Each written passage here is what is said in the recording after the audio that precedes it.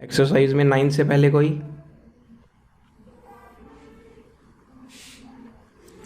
Exercise में 9 से पहले कोई,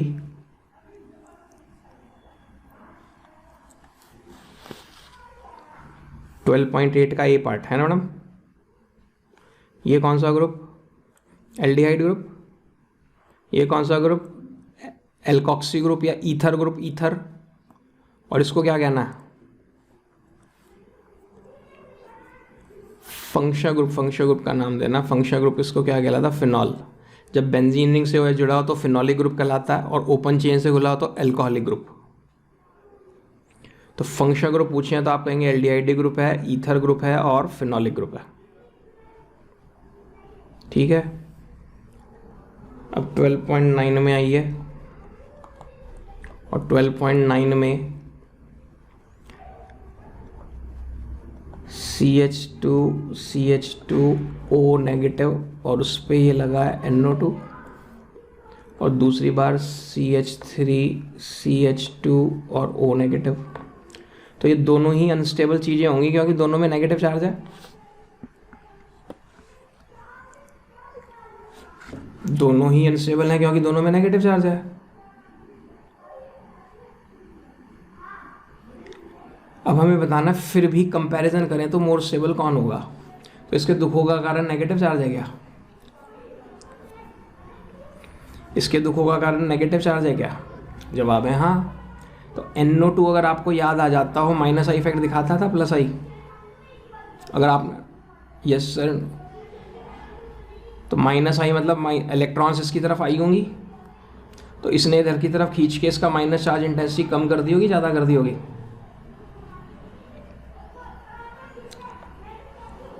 कम कर दी होगी। क्या होगा? तुम्हारा नेगेटिव चार्ज मैं पी जाता हूँ, और CH3 क्या दिखाता है या C2H5 क्या दिखाता है?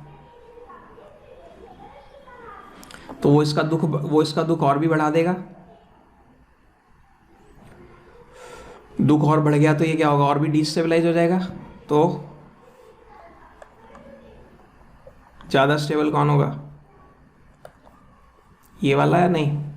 क्योंकि इसका दुख NO2 के माइनस आई इफेक्ट ने कम कर दिया, और इसका दुख O का प्लस आई इफेक्ट ने बढ़ा दिया, तो इसलिए कंपैरिजन करें तो ये ज़्यादा स्टेबल।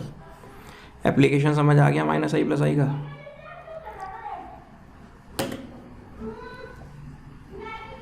और बताइए।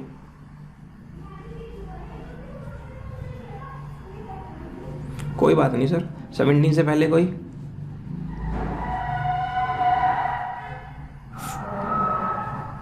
तो देखिए सर, 14 सारे देख लेते हैं। BR को धक्का देकर उसकी जगह ये SH आ गया क्या?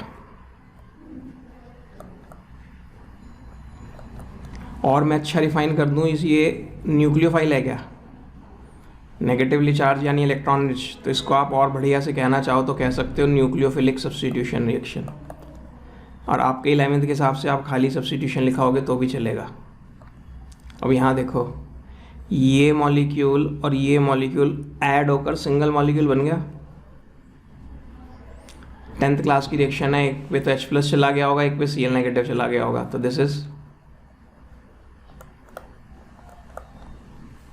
अब यहाँ क्या हुआ? एक बड़ा सा मॉलिक्यूल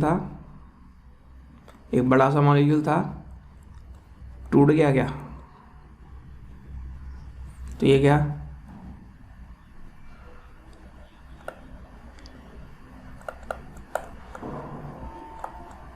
और ये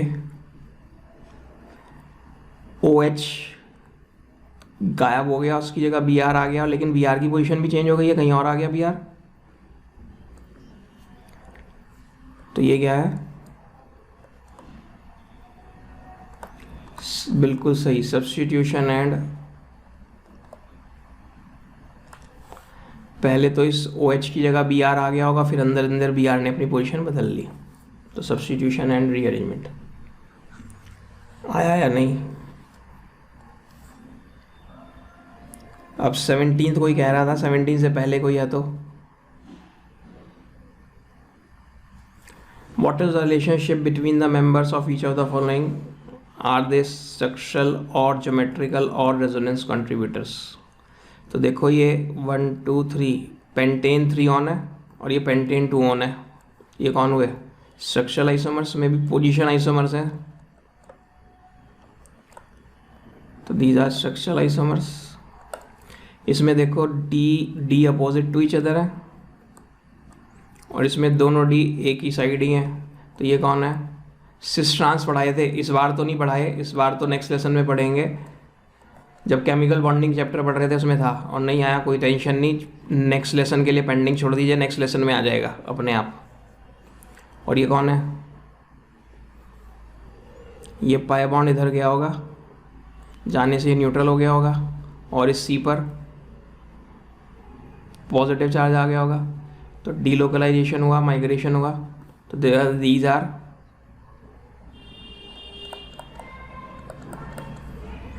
बोलिए आया कि नहीं आया? 15 के बाद बोलो 16 में कोई प्रॉब्लम किसी को? कौन सा मैडम, कौन सा? डी पार्ट देखिए, करना क्या क्या है। फॉर द फॉलोइंग बोलॉन cleavage use curved arrow show the electron flow and classify each as homolysis और हेट्रोलिसिस। आइडेंटिफाई रिएक्टिविटी में एज फ्री रेडिकल, कार्बोकैटायन या कार्बन है। ठीक है, देखिए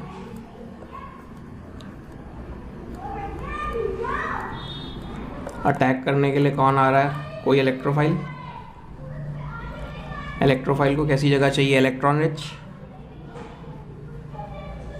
तो यहाँ तो सब न्यूट्रल है मामला, तो इसको आता देख के ये पाई बॉन्ड इधर खिसक जाए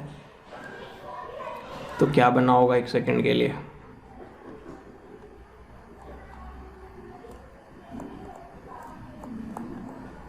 बोलो। और E प्लस इस पे चिपक जाएगा, तो E का प्लस और इसका माइनस गायब हो जाएगा। तो उसने क्या कहा था? आप कर्व्ड एरो से मूवमेंट दिखाओ, कर्व्ड एरो से मूवमेंट दिखा दिया, इलेक्ट्रॉन का फ्लो दिखा दिया। फिर ये होमोलिसिस या हाइड्रोलिसिस, प्लस और माइनस बने, तो इसलिए क्या है? हाइड्रोलिसिस। बोलो जल्दी जल्दी। होमोलिसिस में तो फ्री रेडिकल बनते थे, यहाँ तो क्या हुआ? पूरा का पूरा बॉन्ड एक ही एटम पे चला गया। होमोलिसिस में तो याद करो ऐसे दिखाते थे, हाफ एड एरोस, एक आधा एक पे आधा एक पे। तो हाइड्रोलिसिस हुआ और ये क्या है? सी पे प्लस है क्या? तो इसलिए क्या बना?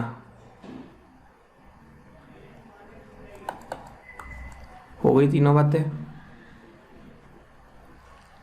अब 17th हमें समझ नहीं आया। Explain the term inductive and electromeric effect लिख देंगे, लिखाई थी ना दो लाइनें दोनों पे। Which electron displacement effects the following order of acidity of carboxylic acids. देखिए पहली फोटो ये है क्या? बोलो जल्दी।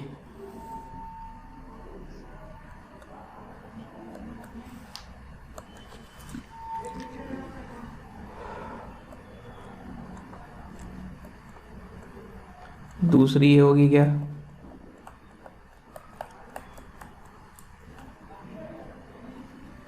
और तीसरी ये होगी क्या?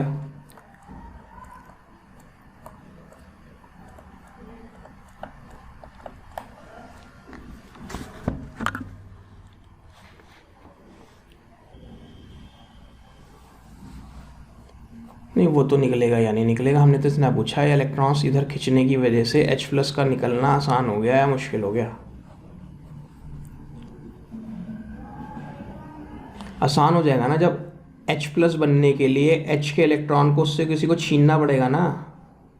और ये Cl खींच मार के छीन रहा है, ये Cl भी खींच मार के छीन रहा है, ये Cl भी खींच मार के छीन रहा है या नहीं?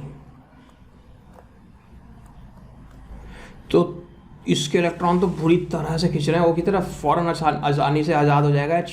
यहाँ कितने जने खींच रहे हैं? और यहाँ तो सबसे इजीली H+ किस में निकलता लग रहा? तो उसका एसिडिक कैरेक्टर सबसे ज़्यादा होगा।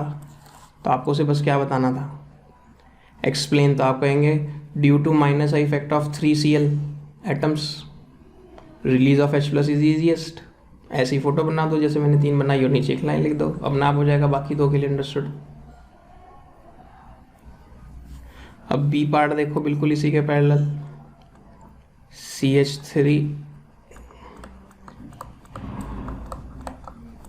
ये क्या है, इथाइल ग्रुप क्या प्लस इफेक्ट दिखाता था, तो इलेक्ट्रॉन्स H की तरफ जा रहे होंगे तो देखो H भागा जा रहा होगा इधर या नहीं, बोलो H इधर भागा जा रहा होगा या नहीं। इस क्या खाक पढ़ रहे हो तुम, कुछ तो साथ दे दिया करो मेरा, कभी जिस चीज़ को हाईलाइट करके पढ़ाता हूँ उस पर फिर अटके हुए मिलते हो। H भागा जा रहा है या H की तरफ इलेक्ट्रॉन भागे जा रहे हैं,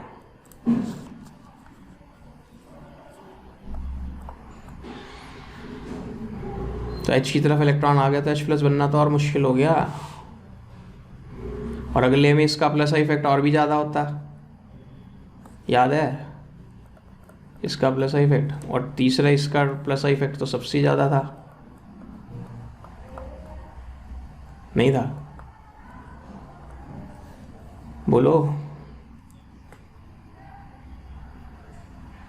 फिर आप कह देंगे ड्यू टू प्लस इफेक्ट का सीक्वेंस ये है प्लस इफेक्ट का, इसलिए release of H+ is most difficult in this, हाँ या नहीं।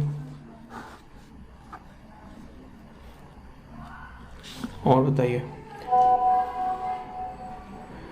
हाँ जी बोलिए, हाँ दिखाओ मैडम बताओ।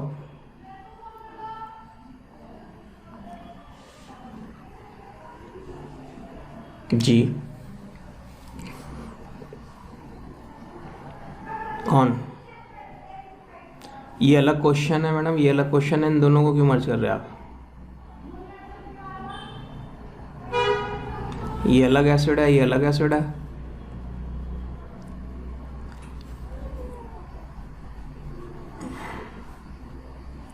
चलो आपकी बात, हाँ चलो आपकी, आप इसमें डिस्कस करना चाह रहे हैं जो बात बोल रहे हैं या इसमें डिस्कस करना चाह रहे हैं, ए पार्ट में या बी में,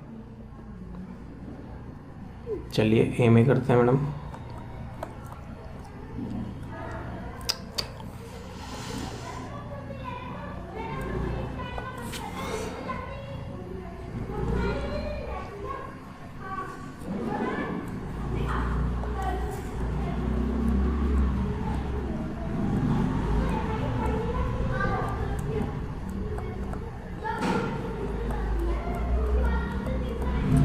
H+ निकलने के बाद ये बचा होगा मैडम या नहीं इसमें से, तो ये दुखों का कारण है, तो ये Cl उस दुख को कम कर रहा बढ़ा रहा, और ये Cl इस दुख को ये भी कम कर रहा, और ये Cl ये भी कम कर रहा, तो इसका दुख तो बहुत ही कम हो जाएगा, और जब इसका दुख बहुत ही कम हो जाएगा तो ये H+ के जाने का गम मनाएगा क्या, और जब H+ जाने का गम नहीं मनाएगा तो हम बात को दूसरी तरह से सोच सकते हैं, इसने H+ बड़ी आसानी से निकलने दिया होगा अपना, क्योंकि इसे पता है H+ के जाने के बाद मैं अपने को स्टेबल कर लूँगा, इसने अपना H+ आसानी से निकलने दिया होगा, तभी तो स्ट्रॉन्ग एसिड है, क्योंकि इसे पता है H+ निकलने के बाद मेरा दुख मेरे 3 दोस्त मेरे 3 भाई संभाल लेंगे बांट लेंगे। मैडम बताओ पक्के से डाउट क्लियर हुआ या नहीं, ज़बरदस्ती बिल्कुल नहीं, ठीक है जी। अब बताइए 17 तक ही दिया था मैंने काम, उसके बाद इधर दिया था क्वेश्चन नंबर 36, कोई प्रॉब्लम, हाँ मैडम 36 तो किसी की नहीं है, 38 देखिए, 38 में क्या पहले वाले साहब ये हैं,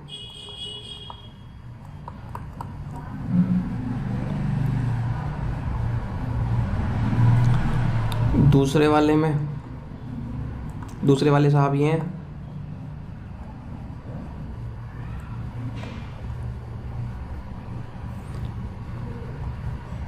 तो इस सी के रिस्पेक्ट में ये अल्फा कार्बन है,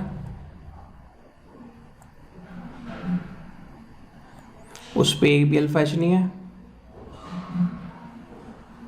तो इसमें हाइपर कॉन्जुगेशन नहीं होगी। इसमें कितने अल्फा एच हैं?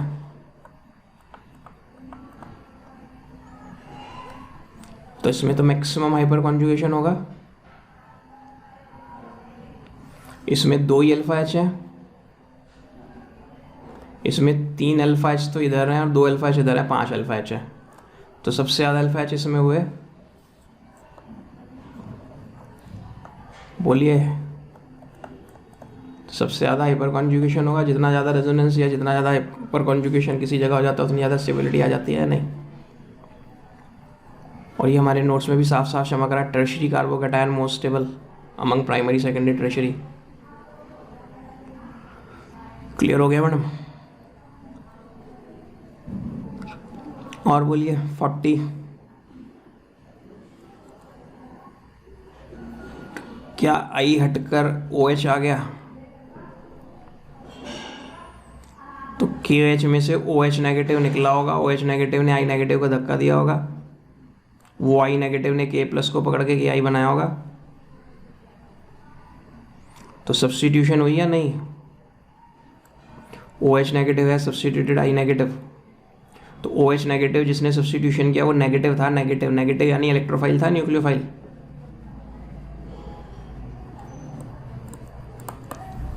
तो इसलिए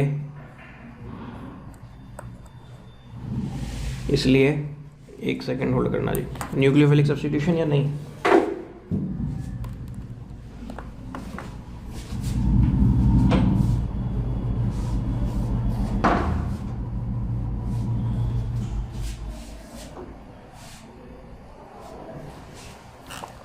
बोलो सर, क्लियर हुआ या नहीं हुआ?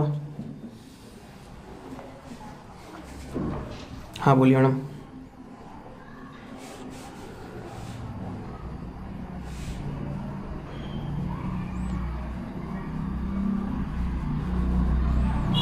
मैडम आपका क्वेश्चन ही अपने आप में बिल्कुल गलत है। आप अपनी कुर्सी पे बैठे हुए हो, ठीक है? अभी बाहर से आपके एक छोटा भाई या छोटी बहन आए और आपको उस कुर्सी से धक्का दे के आपकी जगह बैठ जाए, तो सब्स्टिट्यूशन आपके भाई ने बहन ने कराया या आपने कराया? या आपने भी कराया हो सकता है। तो अब ज़रा बताना, C2H5 की दोस्ती किसके साथ थी? बाद में किस C2H5 की दोस्ती किससे हो गई? तो इसका मतलब उस I को किसी ने धक्का दिया, किसने? तो सब्स्टिट्यूशन किसने कराया?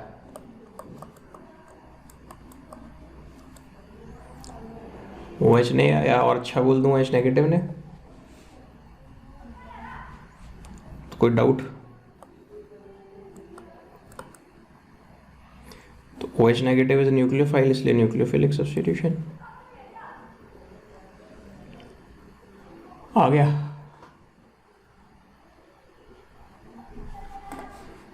सेटिस्फाइड सब? किन्हें कहते हैं हाइड्रोकार्बन्स?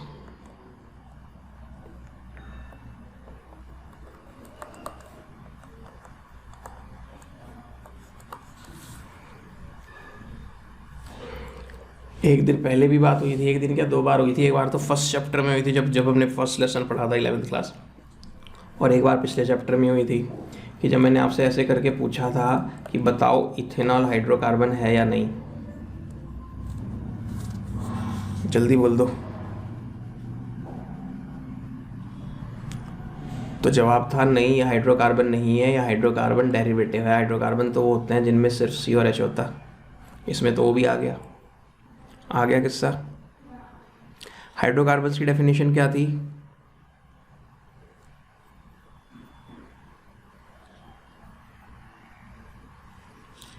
हो गया। अब इसके कुछ एग्जांपल्स के नाम पे हमारी बुक में शुरू में पैराग्राफ बनाते हैं, वो थ्योरी व्योरी छापते हैं, तो सबको पता है CNG compressed natural gas, LPG,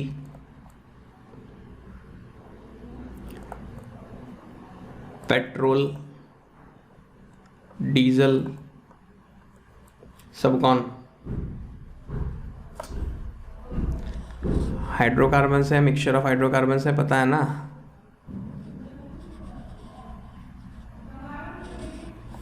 अब हाइड्रोकार्बन्स में कई सारे तरह से क्लासिफिकेशन होता है। एक हमने पीछे किया था, याद हो आपको, एसाइक्लिक और ओपन चेन।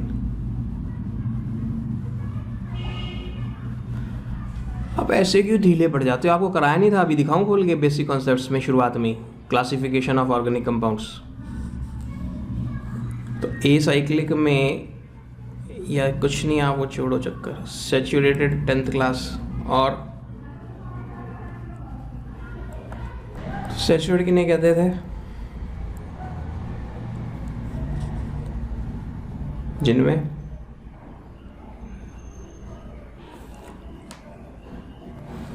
और अनसैचुरेटेड किन्हें कहते थे? जिनमें एटलीस्ट एक C डबल बॉन्ड C या C ट्रिपल बॉन्ड C हो, या दोनों हो जाए। हाँ या नहीं? अब सैचुरेटेड में क्या हम एल्केन्स पढ़ते थे?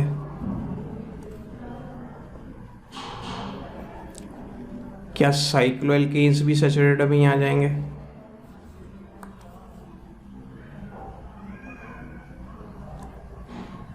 भाई साइक्लो एल्केन तो पढ़ लिया अब आपने, साइक्लोप्रोपेन, साइक्लोब्यूटेन, तो इनमें भी तो सिर्फ कार्बन कार्बन सिंगल बॉन्ड है। एल्केन्स को पैराफिन्स भी कहते हैं, पता है क्या?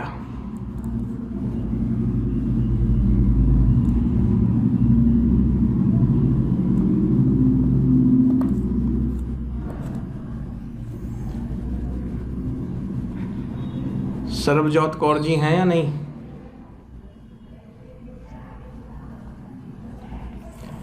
तो एक वर्ड है पैरम प्लस एफिन्स। पैरम का मतलब है लेस और एफिन्स का मतलब है एफिनिटी। जिनकी ये लेस एफिनिटी हो, यानी किसी से बातचीत ना होती हो, यानी लेस रिएक्टिव हो, कौन?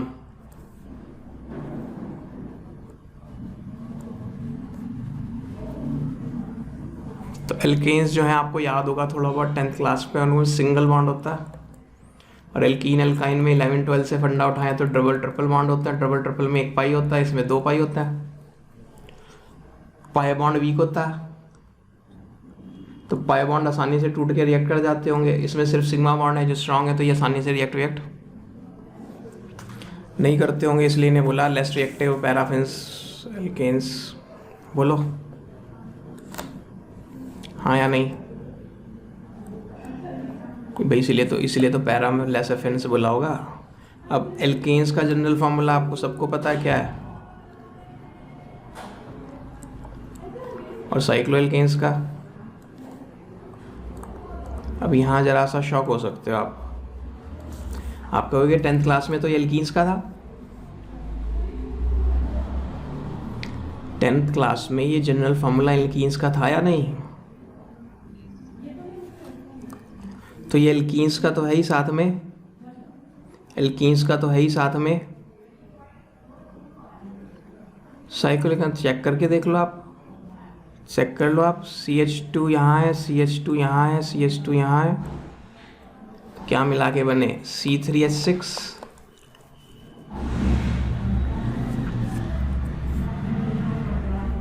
बोलो आगे नहीं? अनमोल जी कुछ बात समझ आई या नहीं? अनमोल जी,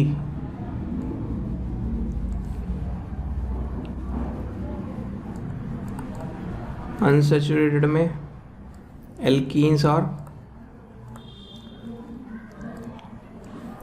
एल्कीन्स का जनरल फॉर्मूला CnH2n-2, एल्काइंस का CnH2n।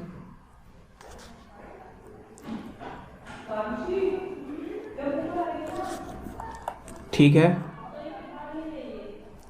एल्कीन्स को ओलिफिन्स भी कहते हैं, क्या सुना हो बताओ? ऑयल फॉर्मिंग ऑयली जो होती हैं चीज़ें वो ज़्यादातर एल्कीन्स कैटेगरी, यानी उनमें कहीं ना कहीं सी डबल बॉन्ड सी होता है जनरली। ठीक है, अब इनकी IUPAC सबकी हम बहुत बढ़िया से कर चुके हैं। एल्केन एल्कीन एल्काइन की पीछे या नहीं? एल्केन में सब सिंगल बॉन्डेड कार्बन सिर्फ sp3 हाइब्रिडाइज होते हैं, डबल बॉन्डेड कार्बन sp2 होता है, ट्रिपल बॉन्डेड कार्बन sp होता है। सांस क्यों नहीं आ रहा? अभी क्वेश्चन नहीं करा था, क्वेश्चन नंबर 36 है एक्सरसाइज में, जब कार्बन की हाइब्रिडाइजेशन स्टेट बताई थी।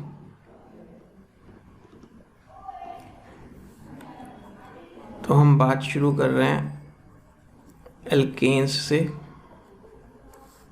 और एल्केन्स में सबसे पहले क्या पढ़ाता है वो? General methods of preparation. Organic chemistry के किसी भी चैप्टर में पहले तो थोड़ी बहुत बेसिक्स वेसिक्स सुना देते हैं, उसके कुछ कॉमर्शियल इंपॉर्टेंट कंपाउंड्स के नाम सुना देते हैं जो भी चैप्टर पढ़ा रहे हो। फिर उसमें जनरल मेथड्स ऑफ प्रिपरेशन होता है, फिर फिजिकल प्रॉपर्टीज़ होती हैं, फिर केमिकल प्रॉपर्टीज़ होती हैं, और फिर यूजेस। बस ये चैप्टर होता है हर एक।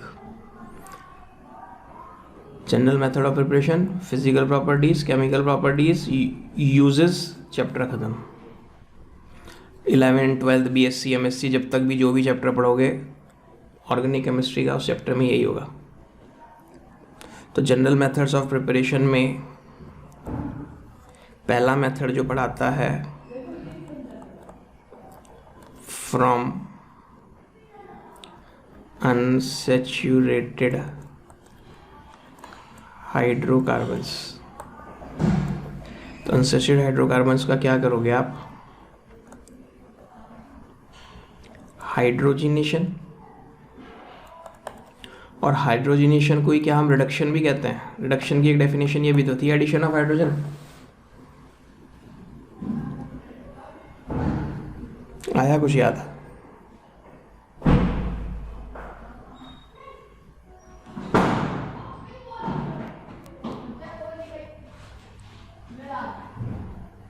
चलें, तो ये रिएक्शन आपने 10th क्लास में पढ़ी हुई है। ये कौन? इथीन। ये कौन? प्रोपीन। ये कौन? Propyne, sorry ethyne, ethyne ethyne, मेरे सुर में बह जाते हैं। इन सब में आप हाइड्रोजन ऐड कर रहे हैं।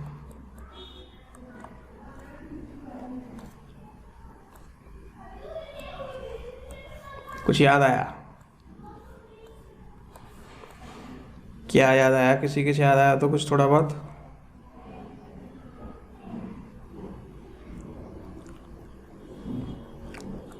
निकेल और प्लेटिनम और पैलेडियम। निकेल सस्ता है तो लेकिन रिक्वायर हाई टेम्परेचर। इस कैटलिस्ट के साथ हाई टेम्परेचर भी चाहिए होता है। एक रेने निकल होता है, मेरी बुक में नहीं दिया हुआ, रेने निकल।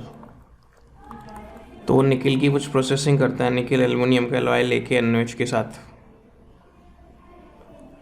निकल एल्युमिनियम का एलॉय लेके उसे NaOH में डाल देता है,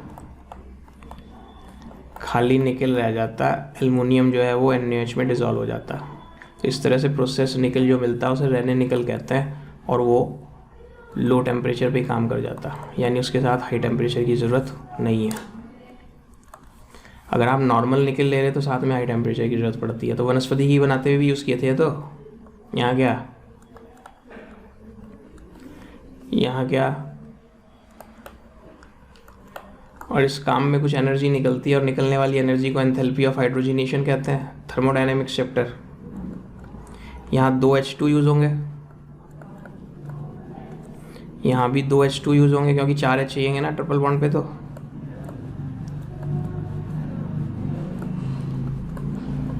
बोलो, कुछ डाउट हो रहा हो तो बोलो भाई।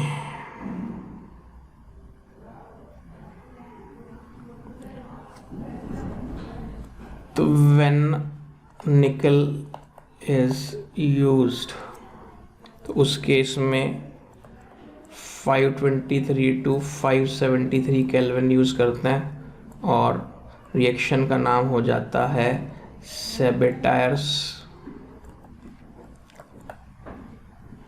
सेंडेरेंस रिडक्शन रिएक्शन। ये नेम रिएक्शंस कहलाती हैं जो किसी साइंटिस्ट के नाम पे होती है। तो इनमें से किसी भी रिएक्शन में अगर आप निकेल यूज़ करोगे तो साथ में इतना टेम्परेचर रखना पड़ेगा, और उन सब रिएक्शंस को क्या कह सकते हो आप?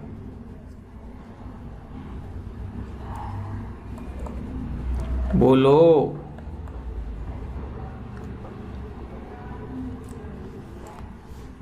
सेबेटायर सेंडेरेंस रिडक्शन रिएक्शन। स्पेलिंग पढ़ ही नहीं पा रहे तो बताओ सर, मेरी राइटिंग कुछ ज़्यादा ही सुंदर है, मुझे पता। ये आर है, ये भी आर है, ये ENS। सेबेटायर सेंडेरेंस रिडक्शन रिएक्शन इस रिएक्शन का नाम है। बस साइंटिस्ट होंगे ना दो जिन्होंने मिलकर रिएक्शन बनाई होगी। नॉट इन कोर्स, ये रिएक्शन आपके कोर्स में नहीं है। ये रिएक्शन तो है, नाम के साथ नहीं है, नाम आपके कोर्स में नहीं है, ठीक है। सेकेंड मेथड है from alkyl halides. From alkyl halides, from alkyl halides में क्या?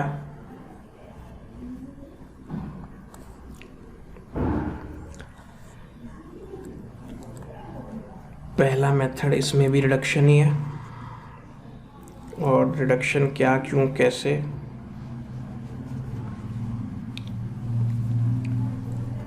तो क्या मैं इन जनरल बोलूं RX को एल्काइल हैलाइड कहते हैं? जल्दी बताओ।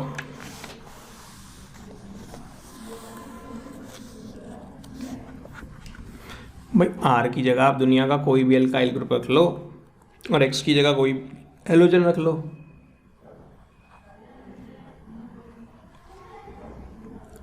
और फिर उसको आप रिड्यूस कराओ, ट्रीट कराओ ZnHCl से। इसे यूजुअली केमिस्ट्री वाले ऐसे लिख देते हैं ZnHCl। इसका मतलब ये नहीं होता ये या ये दोनों ही लेने हैं। तो ये बचपन से सुना था आपने, ZnHCl के साथ गले मिलके ZnCl2 बनाते होंगे, और ZnCl2 बना के H2 निकलती थी। तो H2 बनने से पहले तो 2H बने होंगे, फिर वो H आपस में गले मिलके तो H2 बनते होंगे। तो जब स्क्वायर ब्रैकेट में H रखते हैं, थोड़ी बहुत 10th 11th याद हो तो 10th याद हो तो इन्हें नेसेंट हाइड्रोजन कहते हैं। सुना है क्या वर्ड? जैसे अकेला हो तो उसे नेसेंट ऑक्सीजन कह देते थे। तो ये जो H बने, ये H गले मिलके H2 बनने से पहले यहाँ आके इन्होंने धावा बोल दिया, इधर एक H इधर एक H, क्या बन गया?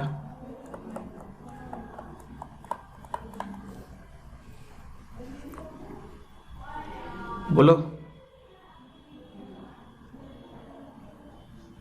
रिडक्शन नहीं हो गया? Introduction of hydrogen in a molecule. तो ये क्या एल्केन नहीं है?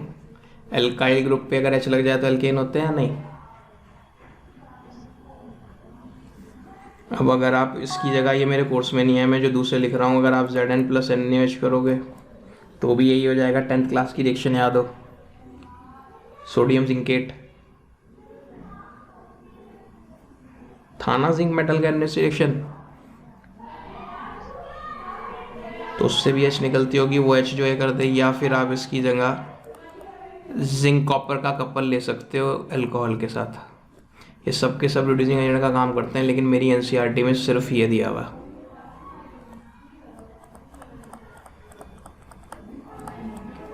ठीक है। ऑर्गेनिक केमिस्ट्री में बैलेंसिंग की कोई इंपॉर्टेंट नहीं होती, बैलेंसिंग करो ना करो कोई मतलब नहीं है, कोई फ़ायदा नहीं, कोई नुकसान फ़ायदा नहीं है, कोई मार्क्स नहीं कटते। लेकिन ऑर्गेनिक केमिस्ट्री में जो रिएक्शन के ऊपर कंडीशन होती है वो मेंशन करनी जरूरी होती है, वो नहीं लिखा तो 0।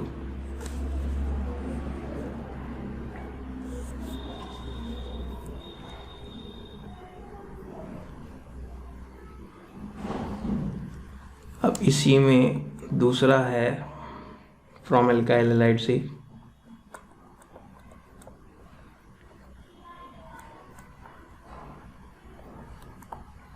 वुड्स रिएक्शन, फिर से कोई नेम रिएक्शन है। क्लास 12 के बोर्ड के पेपर में 2 नेम रिएक्शन आनी होती हैं, लगभग 25 नेम रिएक्शन है क्लास 12 के कोर्स में,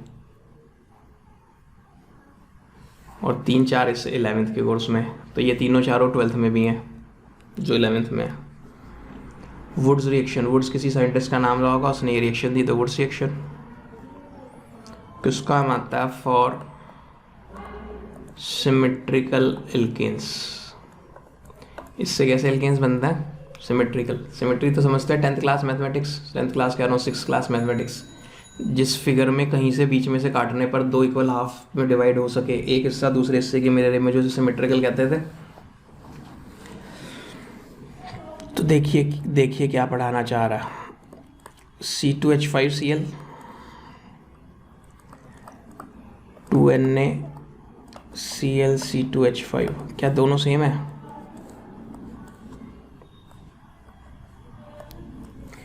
तो ये अल्काइल क्लोराइड और सोडियम मेटल को ड्राई ईथर में डाल देता है। ड्राई ईथर मतलब ऐसा ईथर जिसमें बिल्कुल भी पानी ना हो, क्योंकि पानी तो सोडियम के साथ वायलेंटली रिएक्ट कर जाता। तो ईथर यहाँ किसका काम कर रहा है? सॉल्वेंट का। तुम्हें सांस क्यों नहीं आ रहा? अगर मैं कहूँ NaCl और AgNO3 में रिएक्शन करानी है तो क्या करोगे? NaCl को भी पानी में घोलोगे, AgNO3 को भी पानी में घोलोगे, और फिर तो रिएक्शन करा के AgCl के प्रेसिपिटेट बनाते थे। तो वाटर इसमें कौन था? सॉल्वेंट। तो ऐसे यहाँ ड्राई ईथर कौन रहा होगा? अब मेरी ये लाइन खूब काम आती है 11th में, और 11th से ज़्यादा 12th में। एल्कली मेटल को हेलोजेंस बहुत अच्छे लगते हैं क्या? 9th class 10th class. Alkali metals most reactive metals, halogens most reactive non metals. तो जब भी एल्कली मेटल को हेलोजन दिखता है वो उसे लेके भाग जाता है। तो 2 Na क्यों रखे? समझ गए? 2 Na को भगाने के लिए 2 Cl, या 2 Cl को भगाने के लिए 2 Na चाहिए थे। इधर कौन रो रहा है Cl के जाने के गम में? C2H5। मेरा दोस्त Cl चला गया। इधर भी ये भी रो रहा है, मेरा दोस्त Cl चला गया। दोनों एक दूसरे के आंसू पूछ लेंगे क्या आगे? हाँ जी, तेज बोलो मैडम, आपकी आवाज़ नहीं आई।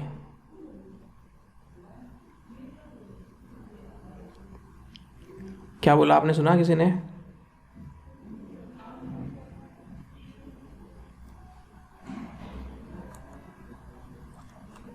क्या है ये? ब्यूटेन। इसको अगर मैं यहाँ से इमेजिन करूँ, काटूँ, तो जो इधर है वो इधर है, इसलिए कैसा है?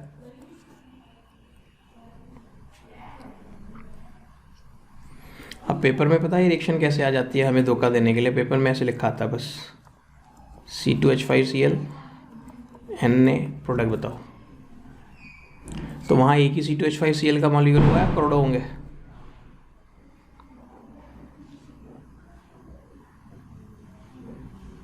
हेलो, क्या एक सिंगल मॉलिक्यूल डाल सकते हो आप कभी किसी बीकर में, वेसल में? चुटकी भर, बूंद भर, कुछ भी ले लो, उसी में करोड़ों मॉलिक्यूल्स होंगे। ऐसे सोडियम का सिंगल एटम डाल दोगे या बारीक से बारीक सोडियम मेटल का टुकड़ा डालोगे तो उसमें करोड़ों एटम्स होंगे। तो उन करोड़ों में से दो Na के साथ चाय पीने जाते हैं और वहीं पे लड़ाई झगड़ा हो जाता है। NaCl अलग, दोनों C2H5 रोते पीटते आपस में अलग जुड़ जाते हैं। तो ऑर्गेनिक में बैलेंस ही नहीं दे रहे। अपना आप अंदाज़ा लगाना, ये अल्काइल हैलाइड है, सोडियम मेटल है, तो अच्छा इसका मतलब वुड्स रिएक्शन होगी।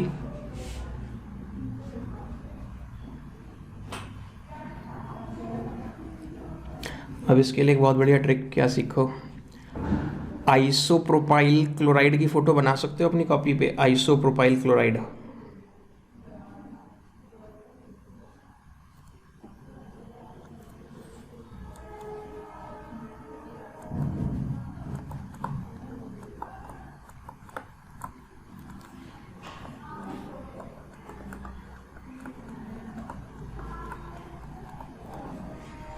क्वेश्चन है, convert isopropyl chloride to 2,3 dimethyl butane. Convert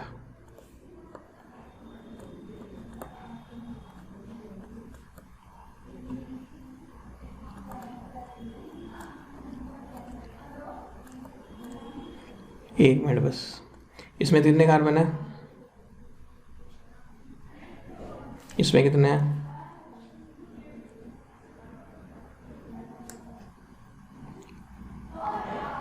छः नहीं है क्या, 8 कैसे दिख रहे हैं आपको ये, 6 हैं। तो अभी हमने कहा वुड्स रिएक्शन में क्या होता है, जितने कार्बन होते हैं डबल हो जाते हैं। इसमें अगर n है तो इसमें 2n होंगे। क्यों? सिमेट्रिकल तो तभी होगा, दो मॉलिक्यूल जब आपस में गले मिलेंगे तो डबल हो जाएंगे या नहीं। अब इससे बनता नजर आ रहा किसी तरह,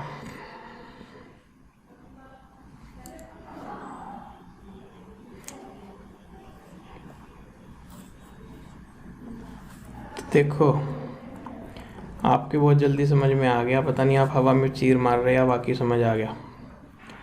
ये मॉलिक्यूल है जहाँ भी उस कंपाउंड में CCl बॉन्ड दिखे, ये CCl बॉन्ड बन गया,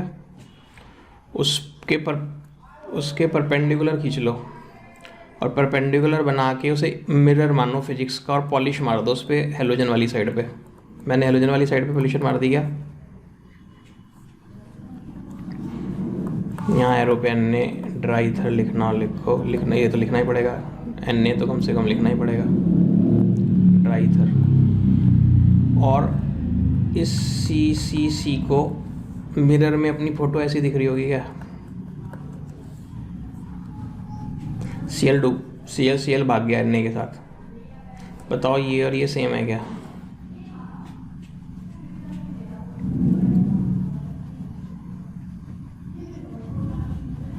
सेम तो है, नंबरिंग ऐसे ही तो करोगे, 1 2 3 4 1 2 ब्यूटेन 2 3 डाइमिथाइल ब्यूटेन। तो अगर पेपर में आया convert isopropyl chloride to 2 3 dimethyl butane, तो आपने ये आंसर लिख के आना है, बस वहाँ ये मिरर विरर मत बनाया ना, और यहाँ सब जगह H लगाने हैं।